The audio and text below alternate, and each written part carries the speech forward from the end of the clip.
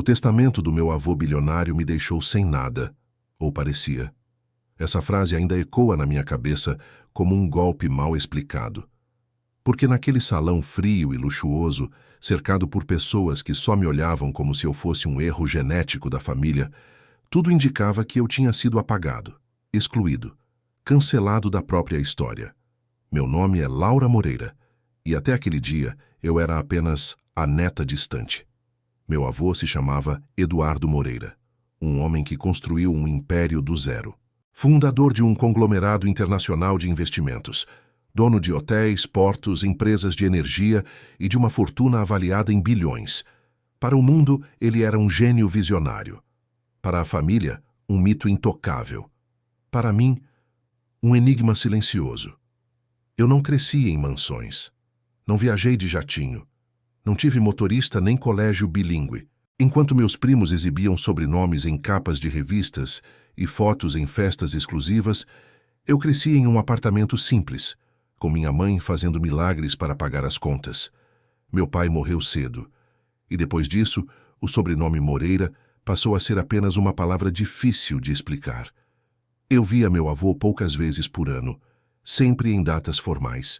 Ele me observava mais do que falava. Às vezes parecia distante, em outras, intenso demais, como se estivesse me avaliando em silêncio. Nunca pedi nada, nunca esperei nada, mas quando ele morreu algo mudou. O convite para a leitura do testamento chegou em um envelope pesado, elegante, com letras douradas. Meu nome estava ali. Isso por si só já era estranho. Alguns parentes nem escondiam o incômodo ao me ver entre eles naquele salão jurídico impecável, com paredes de madeira escura e cheiro de poder antigo. Minha tia Helena, sempre impecável, sussurrou algo no ouvido do marido e riu. Meu primo Ricardo, herdeiro declarado, me lançou um olhar rápido, misto de desprezo e diversão. Eu permaneci em silêncio. O advogado pigarreou, ajustou os óculos e começou. A cada parágrafo, uma fortuna era destinada. Milhões para um, ações para outro. Empresas inteiras transferidas com naturalidade assustadora. A sala reagia com sorrisos contidos, respirações aliviadas, olhares de vitória. Até que o advogado fez uma pausa. Quanto à neta, Laura Moreira, meu coração acelerou. A sala inteira virou o rosto na minha direção. Não receberá bens, valores ou participações financeiras. O silêncio caiu como uma sentença. Minha tia não conteve o sorriso. Ricardo arqueou a sobrancelha, claramente satisfeito. Alguém tossiu, constrangido. Eu senti o rosto queimar. Não por ganância, mas pela humilhação pública. O advogado continuou, como se estivesse lendo uma cláusula irrelevante. O senhor Eduardo Moreira deixa à neta apenas uma carta pessoal, a ser entregue em mãos. Só isso. Uma carta. Nada mais. Enquanto todos comemoravam heranças milionárias, eu recebia papel. Enquanto taças de cristal se erguiam, eu segurava um envelope pardo. Saí dali sem dizer uma palavra. Se você está gostando dessa história até aqui e quer continuar acompanhando histórias intensas como essa, se inscreva agora no canal. Assim você não perde nenhuma reviravolta. Do lado de fora, o céu estava cinza. Eu sentei no banco de pedra do estacionamento, observando carros de luxo partirem um a um. Riam, celebravam, viviam. Eu abri a carta com as mãos trêmulas. A caligrafia do meu avô era firme, direta, sem rodeios. Laura, se você estiver lendo isso, significa que suportou a primeira injustiça da sua vida adulta. E isso era necessário. Meu estômago revirou. Injustiça, ele disse, como se tudo fosse calculado. Continuei lendo. Sei que hoje todos acreditam que eu te deixei sem nada. E era exatamente isso que eu precisava que acreditassem. Meu coração disparou. Você foi a única neta que nunca me pediu dinheiro. O único que nunca tentou provar valor com status. O único que suportou o silêncio sem reclamar. Engoli em seco. Mas antes de qualquer herança, eu precisava ter certeza de quem você se tornaria quando fosse ignorado. Ignorei as buzinas ao redor. O mundo tinha parado. A verdadeira herança não pode ser dada em público. Dobrei a carta com cuidado. sentindo algo estranho crescer dentro de mim. Não era alegria, nem raiva, era medo, porque naquele momento eu percebi que o testamento ainda não tinha terminado e que o que vinha a seguir poderia destruir tudo o que eu conhecia. Eu fiquei sentado ali por longos minutos, segurando aquela carta como se ela pudesse explodir a qualquer instante. Ao meu redor, o mundo seguia seu ritmo normal, mas dentro de mim, algo tinha sido deslocado do lugar. Meu avô nunca foi um homem de meias palavras. Se ele disse que aquela humilhação era necessária, então havia algo muito maior em jogo. Voltei para casa com a carta dobrada no bolso interno do casaco, como um segredo perigoso. O apartamento simples parecia ainda menor naquela noite. Coloquei a carta sobre a mesa e reli cada linha, procurando algo que eu tivesse deixado passar. Mas não havia instruções, nenhuma pista clara, apenas aquela frase martelando na minha mente. A verdadeira herança não pode ser dada em público. No dia seguinte, meu telefone começou a tocar. Mensagens da família, algumas diretas, outras disfarçadas de falsa preocupação. Laura, espero que esteja bem. Seu avô sempre foi imprevisível. Talvez ele tenha esquecido de algo, não? Mas uma mensagem me chamou a atenção. Era de Clara, a assistente pessoal do meu avô. Uma mulher discreta, elegante, que sempre parecia enxergar além do que estava sendo dito. Laura, ele pediu que eu te entregasse algo. Apenas a você. Quando puder, venha até o escritório antigo. Meu coração acelerou de novo. O escritório do meu avô ficava em um prédio que ele já não usava havia anos, um arranha-céu silencioso no centro financeiro, quase esquecido entre gigantes de vidro. Quando cheguei, Clara me esperava no saguão. Seu olhar era sério, mas havia algo mais ali. Preocupação, talvez. Ela me conduziu até o último andar. O elevador subia devagar demais para minha ansiedade. O escritório estava exatamente como eu lembrava. A mesa de madeira maciça, as estantes cheias de livros que ninguém mais tocava, o cheiro de couro e papel antigo. Um lugar que parecia congelado no tempo. Clara fechou a porta atrás de nós. Seu avô foi muito claro, ela disse. Isso só poderia ser entregue depois da leitura do testamento. Ela colocou sobre a mesa uma chave pequena e um envelope lacrado com o mesmo selo que havia na carta. A chave abre um cofre que não consta em nenhum documento oficial. Meu corpo inteiro gelou. Por que ninguém sabe disso? Perguntei. Ela hesitou antes de responder. Porque ele não confiava em quase ninguém da família. Abri o envelope com cuidado. Dentro havia apenas um endereço e um horário, nada mais. Você não deve contar isso a ninguém, Clara continuou. Nem mesmo aos seus parentes mais próximos. Assenti, sentindo o peso daquela responsabilidade cair sobre mim. Quando saí do prédio, tive a estranha sensação de estar sendo observado. Olhei ao redor, mas não vi nada além de pessoas apressadas e carros passando. Ainda assim, algo estava diferente, como se de repente eu tivesse entrado em um jogo que não entendia as regras. Naquela noite, mal consegui dormir. No dia seguinte, fui até o endereço indicado.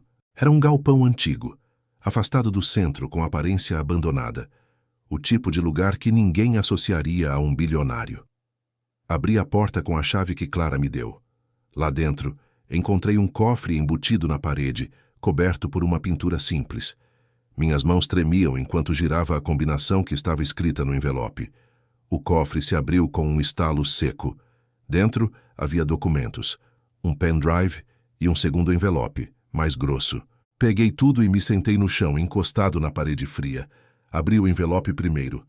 Laura, se você chegou até aqui, significa que fez exatamente o que eu esperava. Sozinho. Engoli em seco. Dentro deste cofre está a prova de que minha maior fortuna nunca foi o dinheiro. Foi a verdade. Meu coração disparou.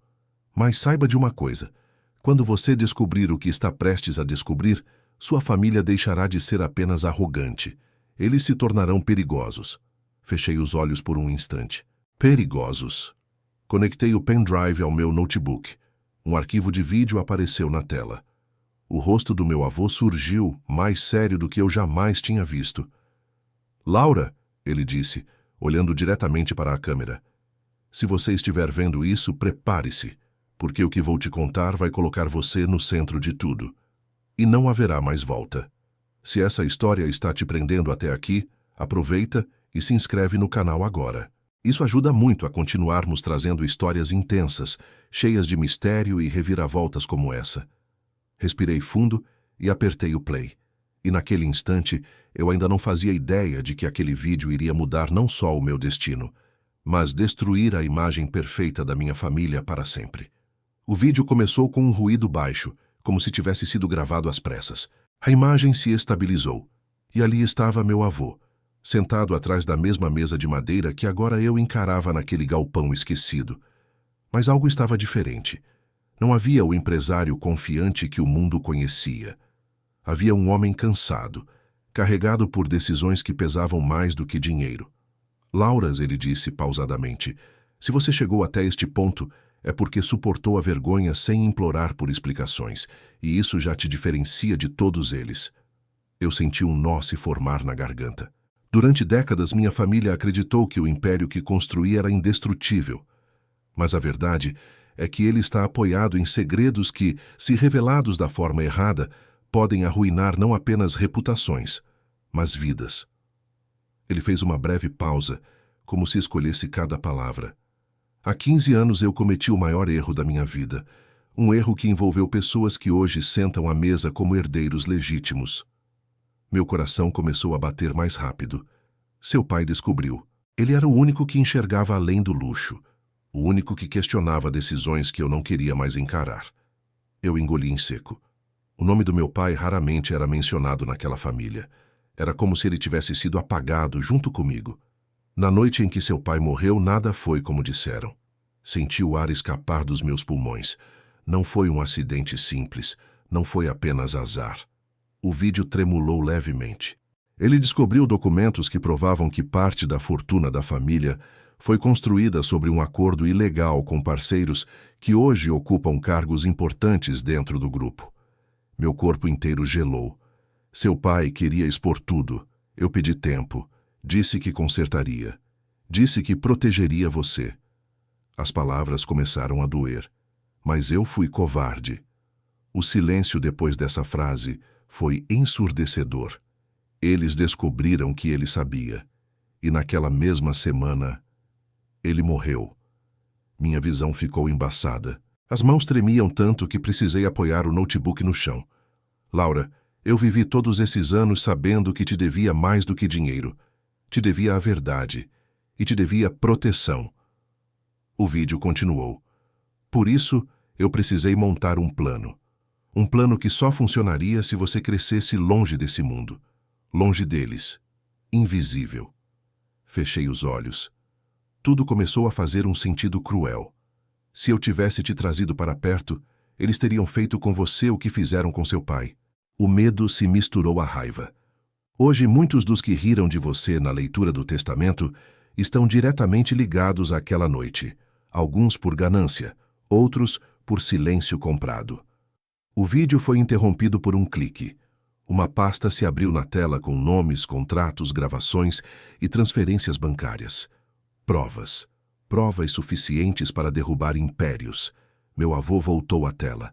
Mas você não deve agir agora. Minha respiração estava descontrolada. Antes você precisa entender quem realmente é. Ele se inclinou levemente para frente. Durante anos, eu observei você à distância. Seus trabalhos, suas escolhas, suas perdas. Vi você cair e se levantar sem pedir ajuda.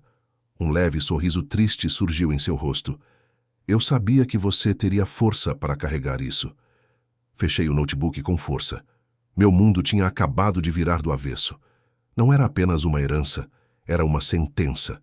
Eu estava segurando segredos que poderiam me matar. E naquele instante, compreendi que a humilhação pública não tinha sido um castigo. Tinha sido um escudo. Quando saí do galpão, o céu estava escuro, pesado. Meu celular vibrava sem parar. Chamadas perdidas, mensagens. Mas havia uma que me fez parar. Era de Ricardo. Precisamos conversar urgente. Meu estômago se revirou. Eles sabiam, ou pelo menos suspeitavam. Se você chegou até aqui, Comenta de onde você está assistindo essa história. Isso ajuda muito a trazer mais histórias intensas como essa para o canal. Olhei ao redor, sentindo novamente aquela sensação de estar sendo observado. Pela primeira vez, não era paranoia. Eu estava no centro de um jogo perigoso, e todos os movimentos a partir dali poderiam custar tudo. Respirei fundo, coloquei o capuz e segui em frente. Porque agora, eu não era mais o Neta esquecido. Eu era a ameaça que eles nunca imaginaram. Eu não respondi à mensagem do Ricardo, pelo menos não imediatamente. Cada instinto dentro de mim gritava para ganhar tempo, para pensar, para entender até onde aquele abismo ia. Mas o problema dos segredos grandes demais é que eles não esperam, eles pressionam, eles cercam. No dia seguinte, acordei com a sensação clara de que algo estava errado. Não era medo comum, era antecipação. Ao sair do prédio, notei um carro parado do outro lado da rua. Vidros escuros, motor ligado, nada explícito, nada ilegal. Ainda assim, meu corpo reagiu antes da razão. Eu já não era invisível. Fui trabalhar como se tudo estivesse normal. Meu emprego simples, quase irrelevante perto do mundo que eu agora enxergava por trás da cortina. Mas as telas pareciam borradas, as vozes distantes. A verdade tinha contaminado tudo. No meio da tarde, recebi uma ligação de Clara. Eles estão se movendo, ela disse, sem rodeios. E você precisa sair da rota óbvia. Meu coração acelerou. Ricardo e sua tia Helena exigiram acesso aos arquivos antigos. Estão pressionando o conselho. Eles sabem que algo ficou fora do testamento. Respirei fundo. Seu avô deixou instruções claras, Clara continuou. Se isso acontecesse, você deveria ir até o endereço 2. Havia um endereço 2. Anotei tudo e saí mais cedo do trabalho. Desta vez peguei caminhos diferentes, troquei de ônibus, observei reflexos em vitrines. A paranoia já não parecia exagero. Era sobrevivência. O endereço ficava em uma casa antiga, discreta, em um bairro que um dia fora nobre. Toquei a campainha uma vez. A porta se abriu apenas o suficiente para um rosto surgir. Era Isabela. Eu a reconheci imediatamente, mesmo depois de tantos anos. Filha de um ex-sócio do meu avô. A mulher por quem eu fui apaixonado na juventude. E que desapareceu da família da noite para o dia, sem explicações. Ela me encarou por alguns segundos antes de abrir totalmente a porta. Então, ele finalmente morreu, ela disse. Entrei sem responder. A casa era simples, mas organizada. Um contraste gritante com o luxo que cercava nosso sobrenome. Isabela fechou a porta e me conduziu até a sala. Eu sabia que um dia você apareceria, ela disse. Só não imaginei que fosse assim. Você sabia? Perguntei. Ela assentiu. Meu pai tentou sair do esquema, tentou denunciar. Seu avô o impediu, tarde demais. Meu peito apertou. Eles mataram meu pai também. Ela continuou, com a voz firme demais para não esconder dor. Chamaram de suicídio. O silêncio nos envolveu. 2 filhos deixados para trás. 2 versões oficiais. Uma mesma mentira. Havia algo proibido naquele encontro, não apenas pela tensão, mas pela lembrança de um sentimento antigo, enterrado à força. Isabela me olhou com cuidado. Você está em perigo, ela disse. Mas também é a única chance de acabar com isso. Ela se levantou e abriu uma gaveta escondida atrás de um quadro. De lá, tirou um pendrive idêntico ao meu. Seu avô dividiu as provas, ela explicou. Metade com você, metade comigo. Só juntas elas têm valor real. Meu coração quase saiu pela boca. Ele não confiava totalmente nem em você? Perguntei. Ela sorriu, sem humor. Ele confiava na ideia de equilíbrio. Se um caísse, o outro ainda teria como reagir. Nos sentamos à mesa. Abrimos os arquivos. Contratos falsos. Lavagem de dinheiro. Nomes que hoje estampavam capas de revistas. Inclusive o de Ricardo. Inclusive o de Helena. Senti nojo. E então vi algo que me fez parar. Um vídeo antigo. Meu pai. O pai de Isabela. Ambos discutindo com meu avô. A verdade estava ali, viva, pulsando. Isabela fechou o notebook e me encarou. Se fizermos isso, não há volta, ela disse. Eles não vão apenas perder dinheiro, vão perder liberdade. Assenti lentamente. Era ali que o medo se transformava em escolha. Se você está acompanhando essa história até aqui, se inscreve no canal agora. Isso nos ajuda a continuar trazendo histórias fortes, cheias de emoção e reviravoltas. Olhei para Isabela, para aquela conexão antiga, reacendida em meio ao caos. Pela primeira vez desde a leitura do Testamento, senti algo diferente do medo, esperança, mas também desejo. E culpa. Porque eu sabia que, ao seguir em frente, não estaria apenas enfrentando minha família.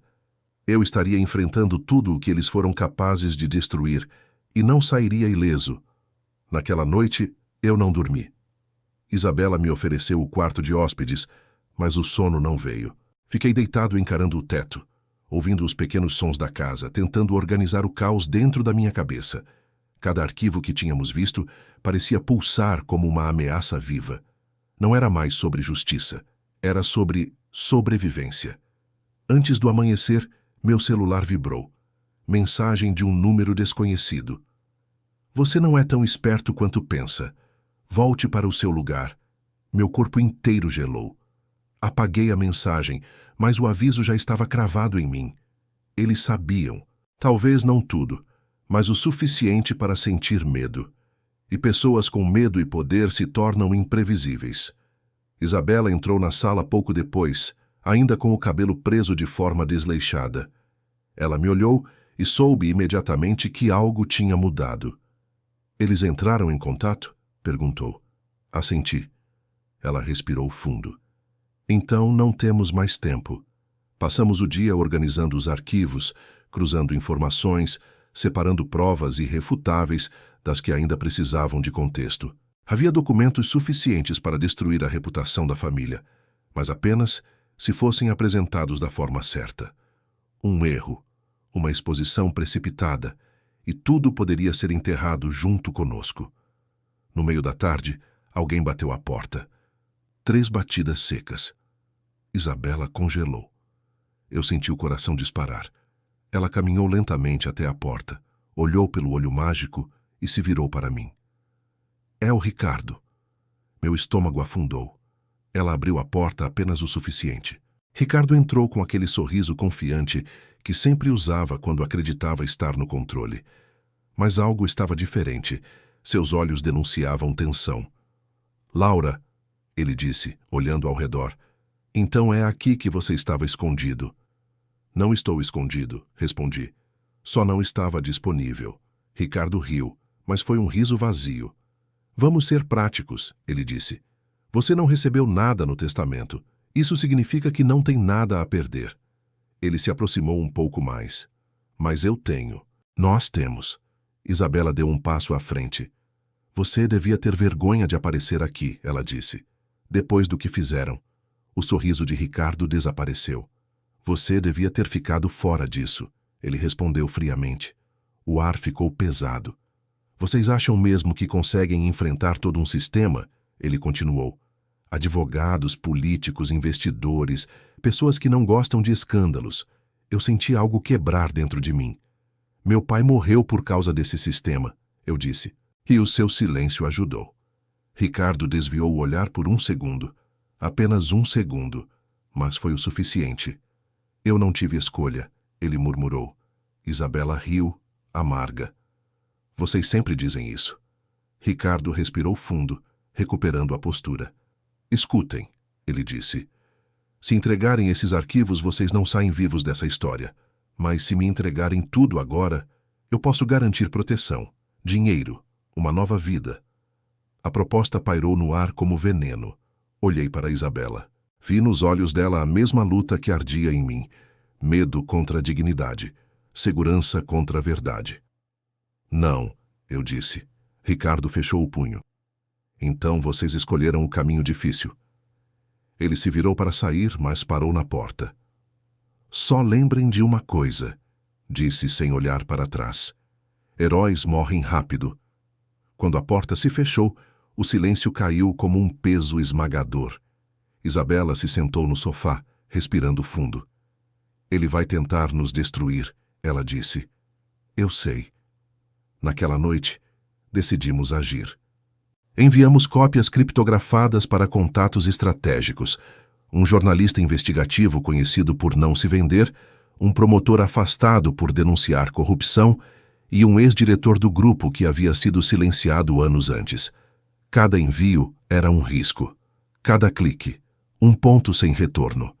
Em meio ao caos, algo inesperado aconteceu. Isabela se aproximou de mim em silêncio. O cansaço, o medo, a dor compartilhada. Tudo se misturou. Quando nossos olhares se encontraram, não havia mais espaço para negação. O beijo aconteceu sem planejamento, sem promessas, carregado de urgência e culpa. Era proibido, era perigoso, era real. Nos afastamos ofegantes, conscientes do risco emocional que aquilo trazia. Se sobrevivermos a isso, ela começou. Vamos sobreviver, eu interrompi. E vamos contar tudo. Se essa história está te prendendo, comenta agora de qual cidade você está assistindo. Isso ajuda muito a continuarmos trazendo histórias intensas como essa. Horas depois, as notícias começaram a pipocar. Movimentações estranhas no mercado, reuniões de emergência, advogados sendo acionados às pressas. O império estava tremendo, mas o clímax ainda estava por vir. Porque ao amanhecer meu celular tocou novamente. Desta vez era Clara. Laura, ela disse com a voz trêmula. Eles descobriram tudo. Meu sangue gelou. E não foi só isso, ela continuou. O último pedido do seu avô acaba de ser ativado. Que pedido? Perguntei. Houve um silêncio do outro lado da linha. A leitura da segunda parte do testamento. E eu soube, naquele instante, que o golpe final ainda não tinha sido dado.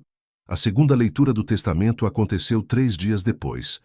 Diferente da primeira, não foi anunciada publicamente. Não houve convites luxuosos, nem jornalistas aguardando do lado de fora. Apenas uma convocação direta aos herdeiros principais, ao conselho jurídico e a algumas autoridades específicas. Quando cheguei ao mesmo salão, o clima não era de expectativa, era de medo. Ricardo evitou meu olhar. Helena mantinha o queixo erguido, mas suas mãos tremiam levemente. Os sorrisos haviam desaparecido. Isabela estava ao meu lado, não como convidada da família, mas como representante legal de interesses que até então ninguém ousava mencionar. A presença dela já era por si só um aviso. O advogado pigarreou, o mesmo da primeira leitura, mas agora sua voz não tinha a mesma segurança. Conforme instruções expressas do Sr. Eduardo Moreira, ele começou. Esta segunda parte do testamento só poderia ser aberta caso determinadas movimentações financeiras e jurídicas fossem detectadas após sua morte. Alguns olhares se cruzaram, outros se desviaram. Essas movimentações ocorreram. O silêncio se tornou pesado demais para respirar.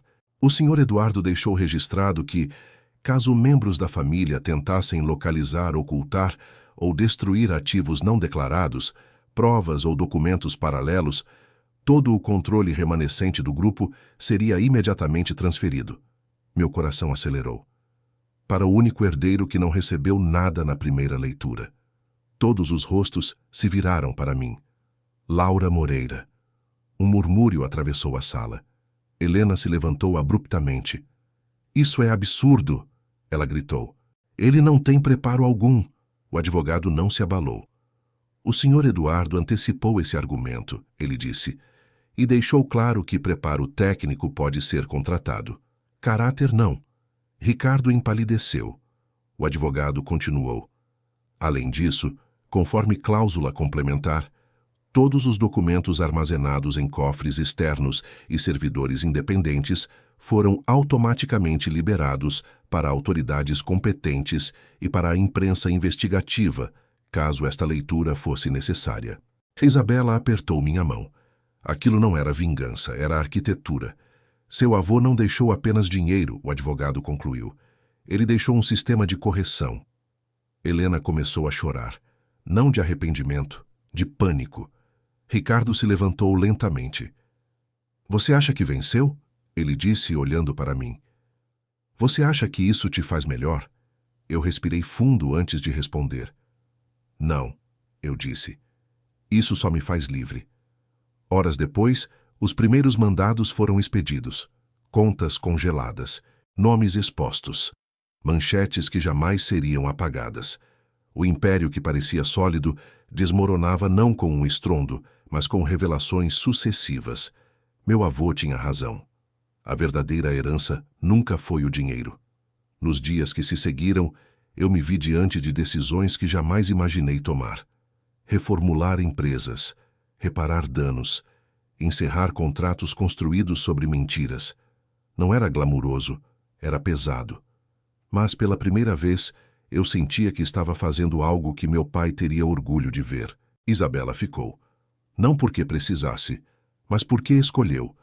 Nosso romance não foi anunciado, não foi celebrado. Ele cresceu no silêncio, entre reuniões difíceis e noites longas, sem promessas grandiosas, apenas verdade. Uma noite, sozinho no antigo escritório do meu avô, encontrei uma última carta.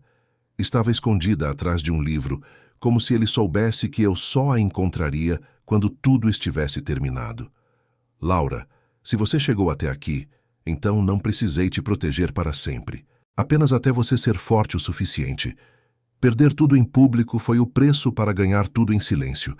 E se algum dia você se perguntar se valeu a pena, olhe para quem você se tornou. Dobrei a carta com cuidado. Naquele momento compreendi. Eu não herdei um império. Eu herdei a chance de quebrar um ciclo. E às vezes ficar sem nada é exatamente o que te prepara para receber tudo. Essa história acabou. Mas a próxima já está na sua tela agora. Mais intensa, mais profunda. Clique para assistir e inscreva-se no canal para continuar vivendo histórias assim.